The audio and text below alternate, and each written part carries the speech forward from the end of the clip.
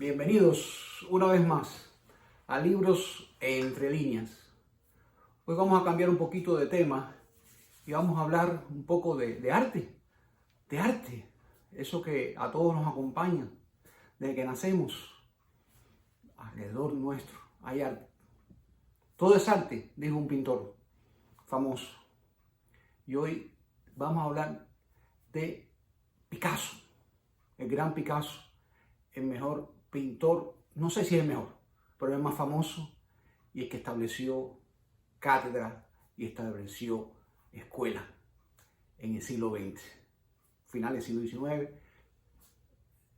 siglo XX, cambiaba de estilo fácilmente, sin temor, y estuvo trabajando hasta sus 92 años de vida, hasta lo último. Nació en Málaga, España, en octubre 25 de 1881, falleció en Francia en abril 8 de 1973. Pero vamos a hablar de él nosotros, no directamente, sino que hable uno de sus grandes coleccionistas, uno de sus grandes amigos, y también en ocasiones hicieron sus negociaciones, que vamos a hablar aquí en este libro. El libro se llama Yo fui mi mejor cliente, Memorias de un coleccionista de arte, escrito por Heinz Berggren. Excúsenme mi alemán. Este es el libro.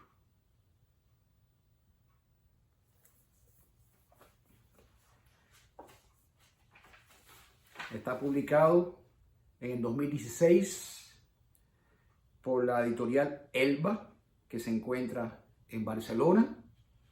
Tiene 291 páginas.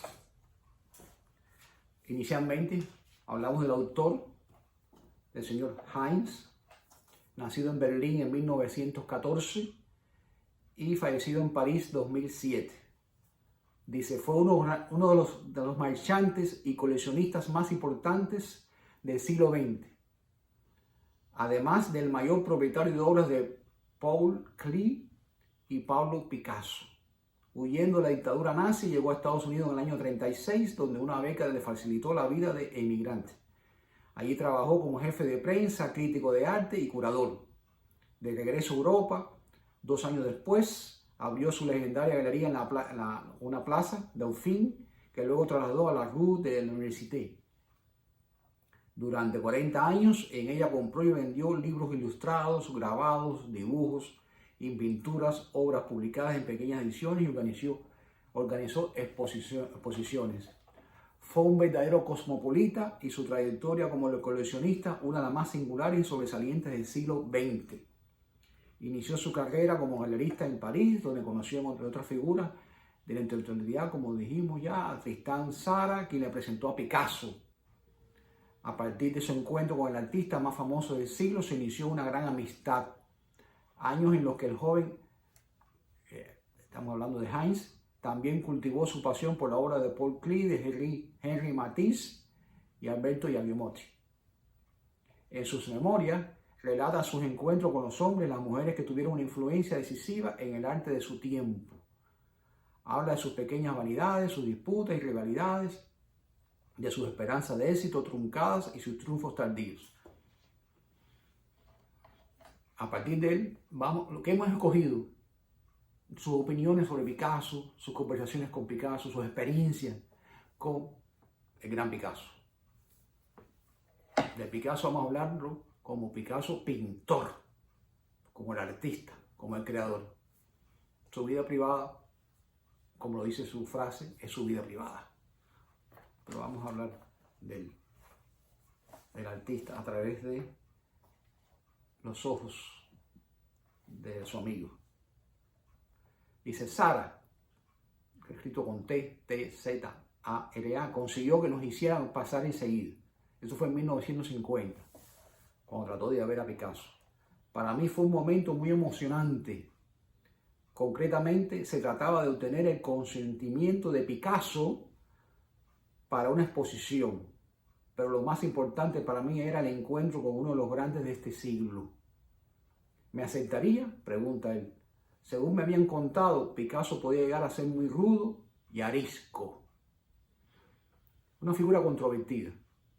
Podía llegar a ser así o podía llegar a ser una persona complaciente, amistosa, que ayudaba. Son esas personas que dicen cómo se clasifica, entonces es mejor no clasificarlo y dejarlo como pintor. Disfrutarlo como pintor de sus más de 250.000 obras, según tienen contabilizado sus obras de que nació. Era una máquina de trabajo. Eso es lo que le importaba, nada más que era trabajar, trabajar, trabajar, y falleció casi trabajando, pintando. Picasso resultaba, continúa, seductor incluso físicamente. Su rostro maravilloso, bien tallado, sus ojos espléndidos, grandes, magnéticos, su cuerpo magnífico, compacto. Todo eso era de una sola pieza, como si Picasso hubiera consumado una obra maestra consigo mismo. Está cómico. Me cautivó desde nuestro primer encuentro, pese a que no me dirigió más que unas pocas frases. El amigo Sara le explicó que hacía poco yo había abierto una pequeña galería y me gustaría exponer su nuevo libro. Picasso estuvo conforme. Dijo que algún día pasaría por la galería y añadió, de acuerdo, ok, como me ve, también hablo inglés. Irónicamente, siempre estaba haciendo chistes sarcásticos. Picasso.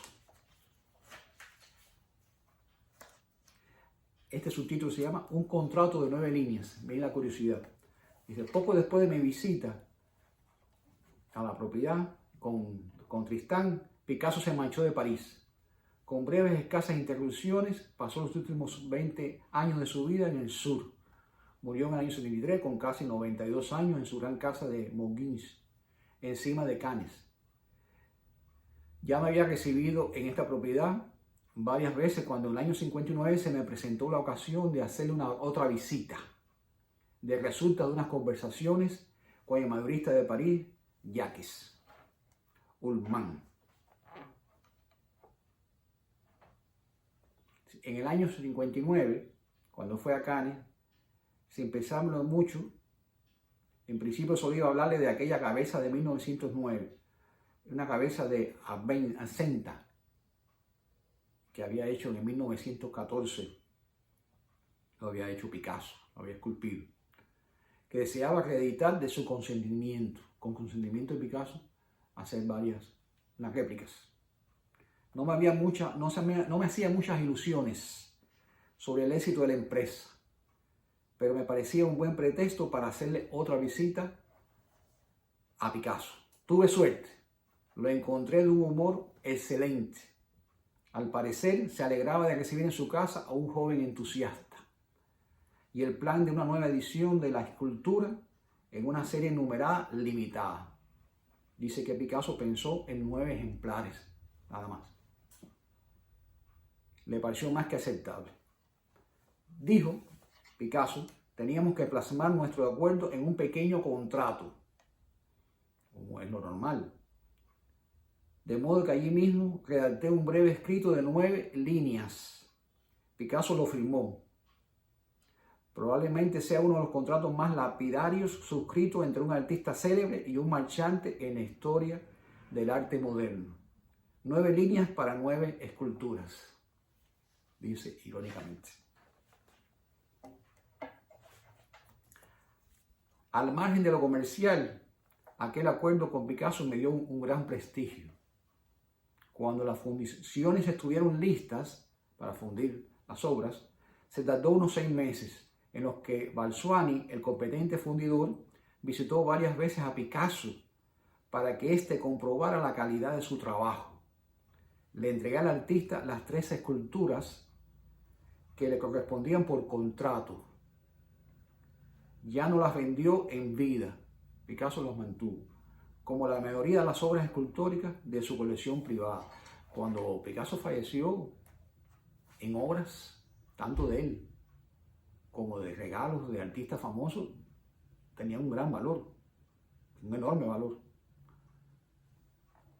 Él mantuvo muchas. Leí que él acostumbraba a no firmar inmediatamente las obras.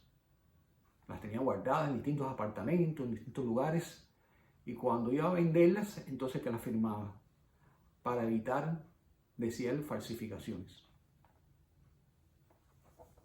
Animado por lo bien que había ido todo en mi primer proyecto de edición con Picasso, escribe él, el autor, al cabo de un año le hice otra visita para proponerle volver a fundir, junto con 2 obras menores del legado de Goya, la célebre cabeza cubista de Fernández. Volvió a estar de acuerdo, Picasso, y para legalizar, entre comillas, la operación, volví a escribir a mano un pequeño contrato, en esta vez en 12 líneas solamente. Dice, ya no eran de 9. Y aquí describe el contrato, dice, autorizo al señor Berggren a hacer una edición en bronce de 9 ejemplares de cada una de las siguientes esculturas: gran cabeza cubista, cantante, que es la máscara de juglar, y figurilla de 1907. Se acuerda que el señor Berggren se me entregará 3 ejemplares de cada escultura como derechos de autor. Se entiende que esta edición solo es posible si el señor Berggren posee también los derechos de reproducción. Fechado en Cannes, 31 de enero de 1960, firmado por el maestro Picasso. Era informal, dice el autor del libro. Al poco de casarme por segunda vez, llevé a Cannes a mi joven esposa, y ella también quedó cautivada inmediatamente por el gran español. Picasso dio rienda suelta a su encanto. Vamos a hacer un entre paréntesis. Picasso amaba. Picasso siempre tenía que tener una dama a su lado. Fue un gran amante. Su vida privada. Es un artista. Dice, Picasso dio rienda suelta a su encanto y no andaba escaso de él. Estaba frente a nosotros, bronceado, achaparrado y musculoso, con el torso descubierto y las piernas desnudas ligeramente abiertas, como un torero delante del toro. Cuando Bertina le miró las piernas en un acto involuntario, sí, la esposa, Picasso se dio cuenta y le dijo, toque, toque. Mi mujer se quedó cohibida, de modo que él le cogió la mano y la puso sobre la pierna. Era dura como el acero. A Bettina le pareció lógico que un artista que trabajaba con materiales tan recios como el bronce y la piedra, el mármol y la madera, tuviera unas piernas tan musculosas. Pero le llamó la atención que conservara unas manos tan suaves y cuidadas como la de una mujer, a pesar que sus manos las que pintaban constantemente. Al despedirnos de él, estábamos como aturdidos. La magia de sus cuadros estaba en total consonancia con la fuerza de su personalidad. En otros lugares he leído, en otros libros, obras, que tenía mucha personalidad, que era una persona que cautivaba, que tenía magnetismo, que te ponías delante de él y te impresionaba. Te tenías que poner fuerte. Tenía esa virtud. La fama de Picasso experimentaba entonces un ascenso vertiginoso, sobre todo en los Estados Unidos. Se vio convertido contra su voluntad en un monumento histórico. Y cada vez le costaba más resistir a la invasión de visitas indeseadas. Nada le molestaba tanto como tener que recibir a personas que no sentían por su obra ningún interés, o a lo sumo un interés superficial, y que lo importunaban con sus necias preguntas. No quería dilapidar su tiempo era oro, con personas que solo iban a la casa de un autógrafo. Al fin y al cabo, él no era una estrella de cine. Dice que el small talk lo sacaba de quicio. Muchos visitantes llegaban con vistosos regalos, como si fueran una fiesta de cumpleaños. Picasso ni miraba aquellos paquetes. No le interesaba. Que se amontonaban en un rincón de su taller y se llenaban de polvo. En su taller reinaba un desorden indescriptible. Había dado órdenes estrictas de que no se tocara nada. ya que en medio de aquel desorden se sentía en su elemento. Picasso no compraba muebles para su propiedad, para su casa. Él decía que solamente los muebles imprescindibles para sentarse, comer, dormir, pero ya, no le interesaba. Su casa era todo llena de cuadros, puestos recostados a las paredes. Era su vida, era su pasión. En un tranquilo día otoñal de 1957, se abrió la puerta de mi galería y entró un hombre mayor con un paquete bajo el brazo. Me dijo que deseaba mostrarme un cuadro de Picasso. Fuimos a mi despacho y contemplé el cuadro. Era algo realmente interesante. Escuchen esto. Un estudio al óleo de gran colorido y plenamente elaborado de las señoritas de Avignon, el famoso cuadro Las señoritas de Avignon. La obra clave del cubismo. Mostraba la figura que en la versión definitiva aparece en el extremo de la derecha, de pie. Con su afilada dureza y su impetuosa ferocidad, el lienzo de 81 por 60 centímetros recuerda inevitablemente el lenguaje formal de las esculturas africanas primitivas que Picasso descubrió en el Museo Antropológico de Trocadero, en la época de la gestación del cuadro. Él se dejó influir, se influyó por las esculturas africanas. Y de ahí esas caras que hay en el cuadro. Dice, la compra de aquel cuadro me hizo muy feliz. Adquirió la obra. Fíjense este coleccionista, los cuadros que tuvo en su posesión, y muchos de ellos después los donó. Al envejecer, el autor envejeció sus obras. Y le preguntaban, ¿pero cómo? Si eso ha sido el motivo de tu vida, coleccionista. Dice, bueno, pues, su valor no era tanto comercial como arte, cultural. La bibliografía sobre Picasso y su obra es ingente. Ningún otro artista ha sido sometido al análisis de los historiadores del arte en la misma medida que el gran español. No obstante, me parece que falta una publicación esencial que debería ocupar por derecho propio un lugar destacado en su bibliografía, un relato de su vida basado exclusivamente en su obra. Porque sus libros siempre van un poco a su vida privada, a su serie de matrimonios, porque es que también su vida privada y sus damas, sus compañeras influyeron en él, en los cuadros. Inicialmente las pintaba bellas, y después al tiempo, si ya su relación se había enfriado con esa persona, no la pintaba muy alegremente, muy positivo. Pero bueno, tienen gran valor artístico, y también en la subasta se ve el resultado. No hay ningún periodo de su vida que Picasso no haya reflejado intensamente en su obra, de forma taquigráfica o a menudo dando grandes rodeos. Picasso registró en dibujos, lienzos y esculturas todo lo que ocurrió desde sus comienzos hasta llegar a la avanzada edad de 91 años, lo que estábamos diciendo. Él siempre reflejaba a sus esposas, a sus amantes en cuadros. Recordamos a Dora Maar y otras más. Y gracias a eso las hicieron inmortales. No inmortales, pero sí esas personas trascendieron en la historia del arte, pues están reflejadas su imagen, su cara.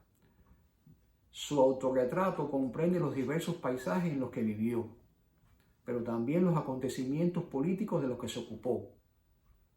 Piénsese en la guerra de Corea o en la tragedia de Guernica, el famoso cuadro de Guernica, a la que dedicó una de sus obras más extraordinarias y fundamentales, el majestuoso cuadro de Guernica. En su riqueza y su variedad, la obra completa de Picasso constituye la representación autobiográfica más apasionante que nos haya dejado jamás un gran artista. A la vez director y actor protagonista, él mismo filmó la película de su vida con un realismo despiadado y poético a la vez, como nadie más ha sido capaz de hacerlo. Conocía bien el autor a Picasso, en la forma que lo describe.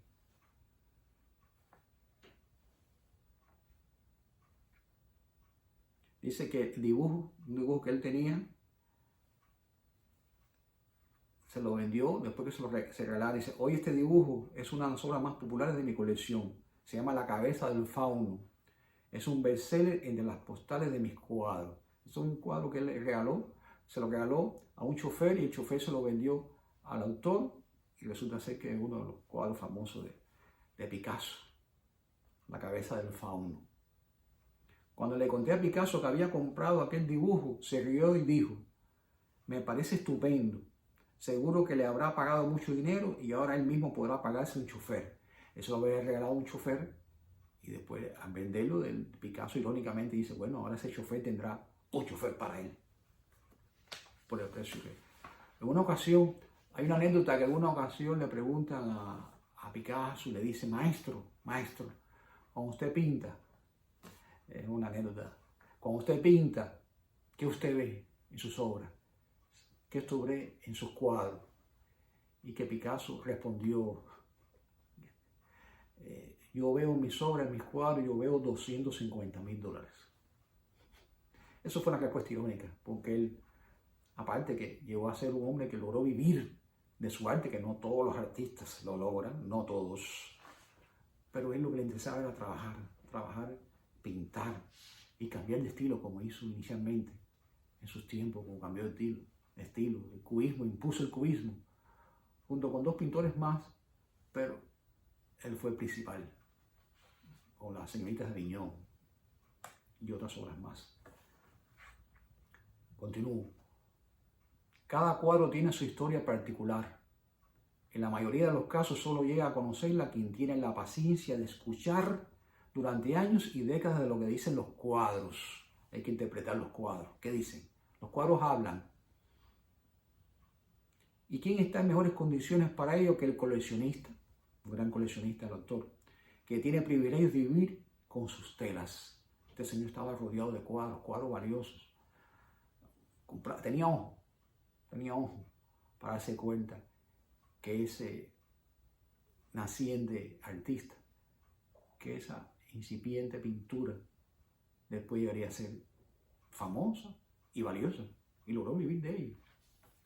Pero más que el dinero, amaba a sus obras, a sus cuadros. Cuando en 1965 le preguntaron al artista si con su desnudo reclinado pretendía simbolizar la guerra, Picasso contestó que no había sido esa su intención, pero que la guerra había impregnado todo lo que pintó en los años de la ocupación. Él se queda en Francia cuando llegan los alemanes, Segunda Guerra Mundial, y ahí se queda. Los artistas se van, todos se van, casi todos, y él se quedó. El desnudo reclinado, un cuadro severo, duro, tumultuoso, añade su nota particular al enorme espectro del mundo picassiano, que asimismo comprende el arlequín melancólico de la época rosa, el dramático estudio de desnudo para las señoritas de Aviñón. Él tuvo una época de pintura azul, de pintura rosa, etc. El retrato de Dora Maar, la mencionamos hace un momento, con el jersey amarillo de 1939, o el óleo tardío de un matador y su pareja. Él inmortalizaba a todas sus damas a pintarla. Finaliza el autor y finalizo yo. Dice Picasso, Matisse, Klee fueron figuras luminosas del arte del siglo pasado. Ahora han amarrado para siempre en Berlín y eso me hace muy feliz porque él donó su colección y él dice que lo hace feliz saber que eso está ahora para el público, a favor del público, que lo puedan ver, que no solamente está colgado, no estaba colgado en las paredes de su casa, sino que ahí se mantenían los museos. Espero que les haya gustado este pequeño programa. Es para variar. Si lo creen, si quieren traigo más sobre Picasso o sobre arte, además de los otros temas que me gustan y me apasionan. Si pueden hacer un comentario, me ponen un dedito, la campanita, se suscriben. Y nada, nos vemos en la próxima. Les agradezco. Muchas gracias. Cuídense y suerte.